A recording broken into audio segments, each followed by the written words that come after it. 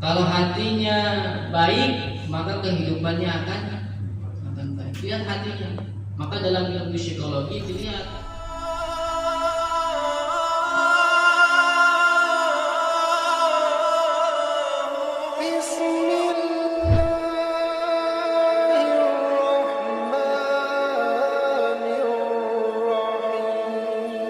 Assalamualaikum warahmatullahi ta'ala wabarakatuh. Waalaikumsalam warahmatullahi wabarakatuh. Alhamdulillahirabbil alamin. Allahumma shalli ala sayyidina Muhammad wa ala ali sayyidina Muhammad. Allah ta'ala fil Qur'anil Karim, a'udzu billahi minasyaitonir rajim. Bismillahirrahmanirrahim. Iqra kitabak kafa bi nafsika al-yawma 'alayka hasiban ila akhirih.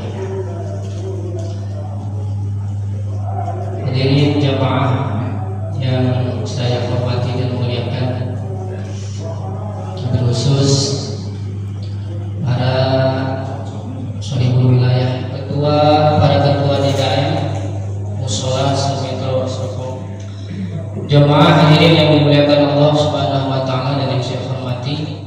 Temanya adalah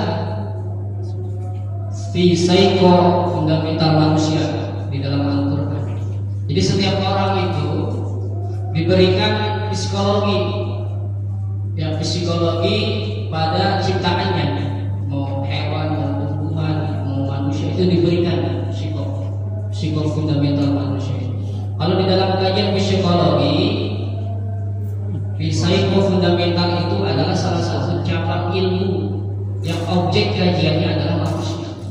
Itu, ya. Nah, kalau kita melihat Al-Quran, objeknya siapa? Audiensnya siapa? Manusia. Al-Quran ini adalah kalam Allah. Saya agak hati-hati nih bicara kadang nyangkut dengan tafsir ya. Ya, kayak aja itu lagi. Agak ya. Jadi psiko fundamental manusia itu ada di dalam diri kita masing-masing. Sejak kapan? Sejak manusia di alam kandungan. Ya. Ini kita kalau kajian ini biasanya saya katakan dengan kajian tafsir ilmi. Tafsir ilmi itu ya tafsir yang membahas tentang kejadian-kejadian manusia ditinjau daripada ayat-ayat Al-Quran. Misalkan kajian manusia di dalam Al-Quran ada berapa ayatnya? Kumpulin. Nah, kemudian dari kumpulan ayat Al-Quran itu dijadikanlah ilmu. Itu namanya tafsir ilmi. Ya. Kemudian ada lagi tafsir sufi. Nih, Ustaz Ebisli sering mendalami tentang tasawuf, maka dicarilah ayat-ayat tasawuf di dalam Al-Quran. 1, 2, 3. Terkumpullah ayat-ayat tasawuf. Ya, maka disitulah ditafsirkan tentang tasawuf. Nah, itulah. Jadi Al-Quran kan global, semuanya kehidupan, baik ekonomi, kemudian akuntansi, kemudian sejarah, kemudian apa lagi di situ banyak sekali global. Sehingga kalau kita baca ya satu persatu ini akan ini nyambungnya kemana kita akan pusing. Maka para ulama untuk mempermudah mempelajari Al-Quran dan ciptakanlah tafsir. Ya, membaca apa? Ada tafsirnya. Begitu. Tafsir alam semesta, pernah lihat? Ayat-ayat alam semesta, itu ulama juga. Ya, karena Al-Quran ini munasabah, saling berkaitan satu sama lainnya. Ya, satu sama lainnya munasabah. Jadi kadang-kadang ayat yang satu adanya di ayat surat yang lain munasabahnya.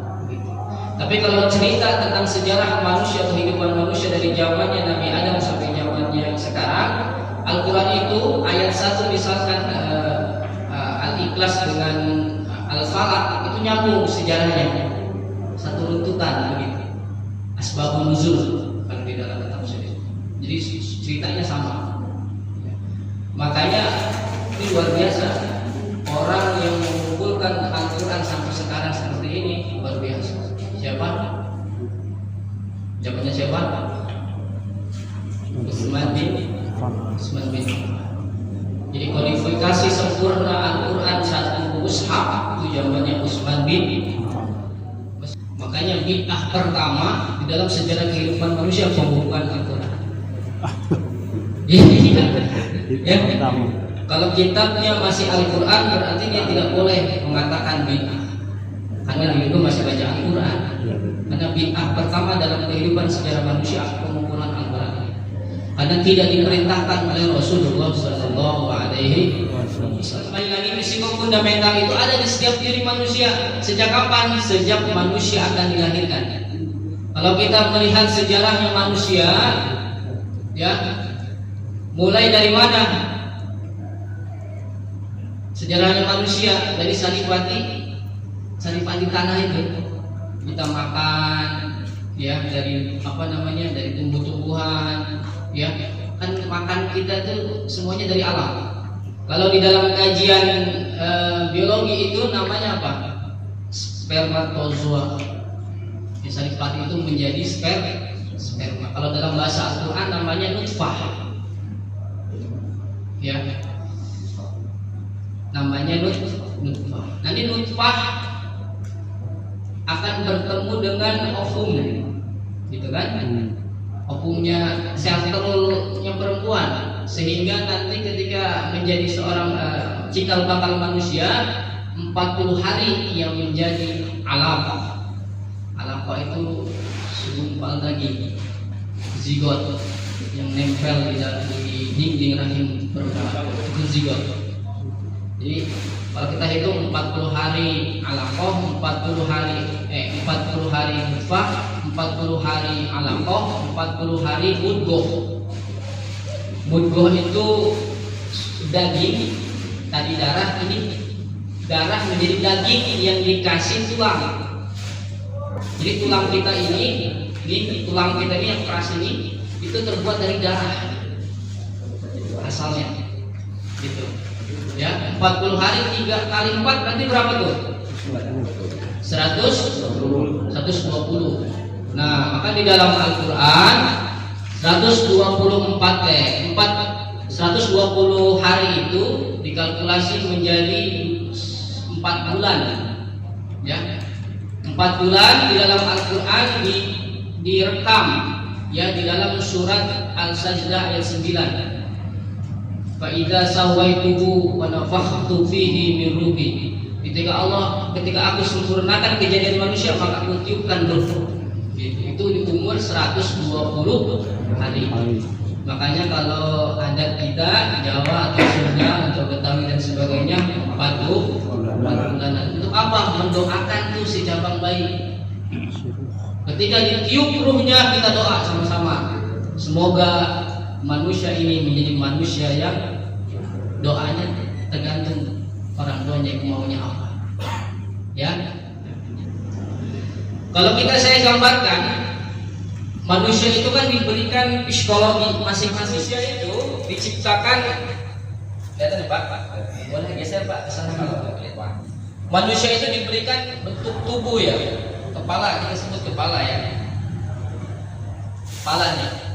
Kepala ini kan kalau dalam ilmu kajian neurolinguistik, ya, tentang otak, itu ada 3 Pak di otak itu. Kalau dalam kajian Barat, ya. Tapi kalau dalam kajian Al-Quran ada 2. Kita lihat Al-Quran aja. Otak kiri, otak kanan. Nah ini, ya, ini nanti akan nyambung ke psikologi. Nih, otak kiri dan otak kanan itu Allah berikan untuk apa? Untuk proses kehidupan manusia. Otak kiri dan otak kanan itu, ya. Maka Allah Subhanahu wa Ta'ala berfirman tuh di dalam Al-Quran bahwa manusia itu diberikan jasad, ya, tadi itu diberikan jasad, kemudian diberikan ruh, kemudian diberikan hati, dan hati itu lambat laun akan menjadi jiwanya. Nah, ketika sudah menjadi jiwa, maka jiwa itulah yang akan diproses hukum baik atau buruk jiwa itu. Maka di dalam Al-Quran dikatakan surat Al-Baidah ayat terakhir itu, ya ayuhan nafsul mutmainnah, kalau nggak salah betul ya, irji'i ila rabbiki radiyatan mardiyah, wahai hambaku, jiwa-jiwaku yang tenang, kembalilah. Nah, kenapa Allah manggil jiwa? Karena proses hati yang dia bentuk sendiri dalam hidupnya. Gitu ya. Jadi Allah memberikan panca indera pertama yang hidup adalah pendengaran. Maka fungsi utama daripada manusia itu adalah pendengaran. Kalau fungsi pendengarannya mati, maka semuanya akan mati. Maka orang yang tunganmu pasti bisu. Ya. Tapi kalau ada orang yang bisu tapi pendengarannya hidup. Ya. Jadi diambil dari telinganya. Telinga mati, maka semuanya mati. Ya, pendengaran mati, maka semuanya mati. Nah, itulah begitu dahsyatnya Allah menciptakan pendengaran itu. Ya. Nah, kita lanjut. Otak ini untuk menyimpan data-data yang kita masukkan setiap hari, terutama melalui apa? Telinga itu. Kalau kita ringkas dengan panca indera. Panca indera itu berarti ada 5 ya, panca 5 indera. 5. Apa aja? Telinga, mata, kemudian mulut, ucapan, kemudian hidung, betul, penciuman, satu lagi perabaan. Ya, itu. Jadi semua data yang masuk kepada manusia melalui panca indera itu akan membentuk hatinya. Bayangin.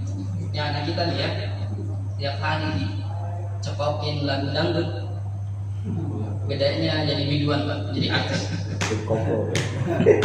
Karena setiap hari diperdengarkan itu. Dan data itu akan membentuk psiko fundamental manusia itu sendiri. Gitu. Setiap hari dikasih, setiap dari janin ya, dari proses penjanin itu didengarkan terus Al-Quran ataupun didengarkan ceramah-ceramah, insya Allah. Ya, umur 2 tahun ketika berbicaranya yang baik. Nah, itu pelajaran. Nah, di data ini masuk melalui otak kiri. Nah, otak kiri manusia itu fungsinya untuk apa? Ini ya, telinga, pendengaran, penglihatan, penciuman, perabaan, satu lagi perasaan. 3 ini membentuk otak kiri. Di dalam otak kiri ini akan tersimpan data-data yang manusia masukkan ke dalam otaknya, akan tersimpan di otak kiri. Ya. Kapan otak kiri yang otak kanan yang mendapatkan data dari otak kiri? Nah, otak kanan ini biasanya kan seseorang yang tampak mikir itu sudah tersimpan di dalam otak kanannya sebelum mikir. Kita nih misalkan saya kasih contoh. Kita mau jalan ke kantor menggunakan otak kiri atau otak kanan? Hah? Otak kiri. Awalnya kita menggunakan otak kiri dulu karena nyari jalan. Tapi ketika data itu sudah tersimpan di dalam otak kanan, dia tidak lagi menggunakan otak kiri untuk pergi ke kantor. Betul? Udah tahu dia jalannya ke sini, meskipun sambil merokok, ya kan? Tetap tahu instingnya belok ke kiri nanti. Nah, itu otak kanan sudah ada tersimpan rapi datanya. Makanya tipe-tipe manusia nanti dalam ajaran psikologi fundamental manusia itu ada 4. Kalau dalam ilmu psikologi ada 4 nih. Yang pertama apa? Sanguinis, kemudian apa? Yang tahu nih psikologi, sanguinis, kemudian koleris, kemudian apa? Flegmatis dan melankolis ini. Nah, itulah diri manusia. Cirinya orang sanguinis itu senang di depan, gitu kan? Makanya kalau kerja itu biasanya Pak, di banyak dunia pekerjaan itu Kalau perusahaan membutuhkan marketing, dicari orang-orang sanguis. Nggak mungkin dia nyarinya orang pragmatis pendiam. Gitu. Ya. Kemudian koleris sama. Nih artinya di atas ini artinya kalau kita kenal dengan ekstrovert. Tipe ekstrovert, bawahnya introvert. Maka bagaimana di dalam Islam mengajarkan doa, ya, doa senjatanya orang. Jadi doa itu yang luar biasa, akan merubah segalanya. Begitu. Doa itu akan merubah segalanya. Maka ketika penyembuhan yang terbaik untuk mengobati seorang yang sakit psikis, sakit psikologi, maka ia harus masuk ke dalam alam bawah sadar orang tersebut. Untuk apa? Untuk mengambil data yang pernah dia masukkan ke dalam dirinya. Yang sakit mental, Pak, banyak yang sakit mental, termasuk kita ya, sakit mental ya. Kadang-kadang senang, kadang-kadang sedih. Pak, tanda-tanda, Pak. Alam semesta itu sedang mendukung, ya, sedang mendukung hatinya manusia begitu. Zuhur apalagi, asar, subuh, ya, maghrib, isya. Itu 5 waktu itu Allah sediakan waktu memang khusus untuk manusia yang ingin berdoa, kemudian manusia yang ingin melihat data yang ada di dalam alam bawah sadarnya. Ada lagi waktu-waktu tertentu yang Rasulullah SAW kabarkan, misalkan waktu ketika hujan besar, ya, itu bahasanya alam teta, ya, saya tadi maksud alam teta. Di alam semesta ini sedang mendukung alamnya manusia, namanya alam teta. Ketika hujan, ketika sepertiga malam, nah itulah alam teta. Ya, frekuensi kita dengan frekuensinya Allah itu sedang kencang-kencangnya. Kalau stasiun radio itu, kalau belum ketemu dengan frekuensi saluran, nggak bakal hidup, banyak, gitu ya Pak. Tapi ketika frekuensinya nyatu dengan saluran, maka akan bunyilah radio itu. Sama, manusia ketika menyatu frekuensinya dengan Allah, ya, ada waktu-waktunya. Begitu, ya. Meskipun ya dari 24 jam itu semuanya waktunya memang Allah sediakan, gitu. Tapi Rasulullah SAW ya membagi waktu-waktu alam teta itu ya di momen-momen tertentu itu. Maka kalau kita sebagai orang mukmin, orang muslim, harus tahu tentang alam itu. Kapan waktunya kita berdoa? Ya, kalau berdoa sih tidak dilarang kapan saja, tapi ada waktu-waktunya itu. Jadi tahu ya Pak, kalau mau berdoa di alam teta lah, ya, sama seperti halnya tadi, begitu. Nah, sehingga Rasulullah SAW di dalam kitab Ihya Ulumuddin, ya, karangan Imam Ghazali mengatakan, siapa orang yang mengenal dirinya, maka mengenal tuh man arafa nafsahu faqad arafa. Siapa orang yang mengenal dirinya, maka mengenal tuh Tuhan. Iqra kitabak, bacalah kitabmu. Data apa sih yang benar-benar kita masukkan ke dalam otak kita, ke dalam otak kanan kita, begitu ya. Nah, data-data itu akan memproses setiap hari, setiap minggu, setiap tahun akan menjadi hati buatan manusia itu sendiri. Hati terbentuk dari data-data yang kita masukkan. Hati. Maka kata Rasul, ada satu sel yang apabila sel itu baik, maka seluruhnya akan baik. Apabila sel itu ya, mudghah itu buruk, maka seluruhnya akan hati. Kenapa? Hati adanya ilmu dan data-data yang kita masukkan itu. Hatinya buruk, jelek, maka kehidupannya akan jelek. Kalau hatinya baik, maka kehidupannya akan baik. lihat hatinya. Maka dalam ilmu psikologi dilihat, wah ini orangnya begini, kelihatan, gitu. Pakai baju aja kelihatan, gitu. Paham? Itu yang dimiliki oleh ilmunya Rasulullah SAW. Maka dalam ilmu wali, ya ilmu wali, ini Pak Emi dan hanya bagaimana orang-orang suci, orang-orang dulu mengetahui kejadian yang belum terjadi. Karena itu. Kenapa? Alamnya dia dengan alam semesta sudah satu frekuensi, alamnya dia dengan alamnya Allah sudah satu frekuensi. Ya. Syarat utamanya adalah bagaimana kita memenangkan Allah dan Rasulnya dalam hidup kita. Nah, itulah yang menjadi tujuan akhir, ya, pelajaran psiko fundamental manusia itu bagaimana kita memenangkan Allah dan Rasulnya. Selalu memenangkan Allah dan Rasulnya. Contoh, kita diberikan ujian sama Allah, istri, ya, istri nih marah-marah, nggak ada angin, nggak ada hujan, marah sama kita. Kalau kita nggak memenangkan Allah dan Rasulnya, pasti kita marah lagi. Ngapain sih marah-marah? Gue juga bisa dong marah begitu.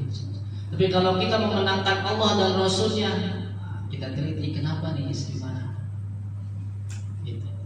Apa sebabnya? Apa solusinya yang harus kita lakukan? Nah itulah.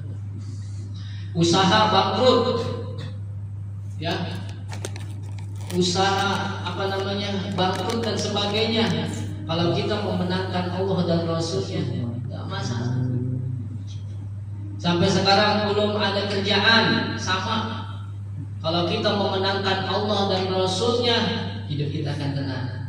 Memang Allah belum kasih kita kerjaan, memang Allah belum kasih kita jodoh, memang Allah belum kasih kita anak. Karena apa? Yang dilihat adalah Allah dan Rasul. Nah itulah psiko fundamental manusia. Bagaimana mengatur otak nih, data yang ada di otak kita masing-masing. Bagaimana kita selalu memenangkan Allah dan Rasul. Karena kita sadari Pak, data kita itu banyak yang jelek, banyak sekali. Ya, dihina sedikit aja ngambek, bisa tahunan ngambeknya Pak. Betul nggak? Ya, karena apa? Karena Allah dan Rasulnya belum dimenangkan. Maka hati itu lama kelamaan akan menjadi jiwa. Kalau di dalam psikologi disebutlah dengan karakter. Jadi kalau data sudah menjadi jiwa, maka di dalam Al-Quran dikatakan sumum bukumun umyum fahum la yarji'un. Maka mau dinasihatin atau enggak, dia tetap begitu. Karena apa? Sudah menjiwai, sudah menjadi karakternya. Maka jangan bilang, nah ini mah sudah karakter saya begini, berarti nggak bisa diubah. Ya, nggak bisa diubah karena sudah menjiwai. A'udzubillahi minasyaitonirrajim. Bismillahirrahmanirrahim. Sanurihim ayatina fil afaqi wa fi anfusihim hatta yatabayyana lahum annahu al-haq. Jadi Allah Subhanahu wa taala menciptakan langit dan bumi yang disebut dengan alam zagat raya ini, ya, beserta yang ada dalam dirimu. Dalam diri kita ini ada alam yang begitu luas dibandingkan alam yang ada di sana. Ini ada dalam diri kita. Itu sebagai tanda kebesaran Allah Subhanahu wa taala. Ini alam ini. Kalau kita sudah bermunajat, berserah diri, suci dalam hati, ucapan dan perbuatan yang sudah terkoneksi dengan Allah Subhanahu wa taala, maka alam itu akan didekatkan dengan kita. Maka guru-guru kita, para orang-orang suci dulu, orang-orang bijak, ya, kalau mau kemana-mana Pak, tanpa kendaraan dan tanpa wasilah apa, langsung ada di sana. Mungkin sekarang kita masih banyak orang seperti itu. Kenapa? Alamnya sudah didekatkan, begitu. Jadi ibaratnya saya nih nama para PI, ibaratnya kita ke Bogor misalnya, dan duluan para imam, tiba-tiba saya sudah ada di sana. Dan penasaran kemana? Tadi ada di metro. Naik apa dia? Udah duluan aja nyampe. Karena ilmu yang saya pakai adalah ini. Resipi angin ya bukan? Bukan terbang. Karena apa? Bogor dengan metro itu ibaratnya satu lantai, didekatkan. Jadi kayak gitu aja. Jadi alam yang ada dalam diri manusia. Maka pintu gerbangnya adalah tadi bagaimana kita memenangkan Allah dan Rasulnya dalam hidup ini. Itu kita boleh di sini menjadi wasilah kita nanti dikumpulkan lagi di surganya Allah Subhanahu wa taala. Salawat dulu ya Pak. Ya Rabbi bil Mustafa balligh maqasidana wa qil lana ma madha ya wasi'al karami wal habibul ladzi surya syafa'atu likulli mawlidina ahwani muqaddami ya Rabbi bil Mustafa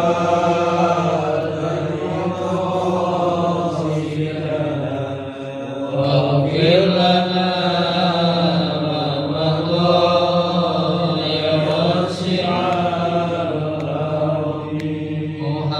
Muhammadun sayyidul kaunaini wa saqalaini wal fariqaini min qurbi wa min ajami ya Rabbi bil Mustafa balligh maqasidana